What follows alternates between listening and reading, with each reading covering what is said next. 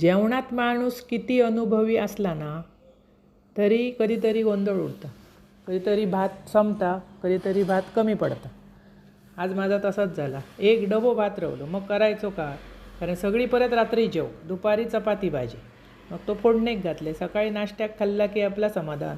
एक कढई घेतले, त्याच्यात घातले तेल, फोडणीक घातले लसूण, बारीक चिरून कांदो, व्यवस्थित परतून झाल्यावर भात घातले. भाताक ना हळद, लाल तिखट आणि मीठ डब्यातच मिक्स करून घेतलं, म्हणजे त्या व्यवस्थित लागता. आणि वरसून घातला ना तर थोडं अळणी, थोडं असं घट्ट होता, असा सगळा मिक्स केलं आहे व्यवस्थित आणि तो फोडणीक घातला आहे.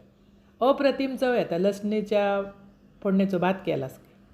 झाकून वाफ काढायची. व्यवस्थित खरपूस परतून झालो की त्याका भरपूरसा खोबरा आणि कोथिंबीर घाला. हे एकदम भारी चव. आणि फोडणीचो भात सरसकट सगळ्यांकाच आवडता, आमका भरपूर. बरोबर नुसतो कांदो किंवा लोणचा घेतलास तरी चालता. असो करा, खावा, आवडतलो तुमका. आणि आवडल्या चॅनल सबस्क्राईब.